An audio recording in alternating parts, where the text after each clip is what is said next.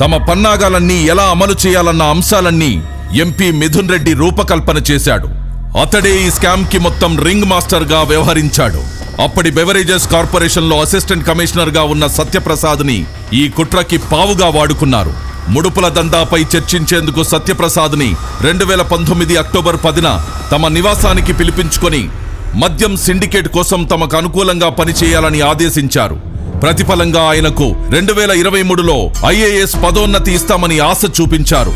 దానికి లొంగిపోయిన సత్యప్రసాద్ రెండో మీటింగ్ కి గాను 13/10/2019న డిస్టిలరీస్ నుంచి నెలసరి ముడుపులు ఎలా వసూలు చేయాలి అన్న అంశాలపై కీలక చర్చ జరిగింది.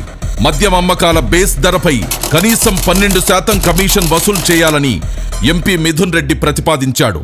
తన ప్లాన్ పక్కాగా అమలు చేసేందుకు సత్యప్రసాద్, వాసుదేవరెడ్డిలకు కొన్ని మార్గదర్శకాలిచ్చారు. మద్యం అమ్మకాలకు సంబంధించి 2019కి ముందు టీడీపీ ప్రభుత్వం అమలు చేసిన ఆటోమేటిక్ విధానం తీసేయాలని, ఆ స్థానంలో మాన్యువల్ కంపెనీ విధానం తీసుకురావాలని సూచించారు.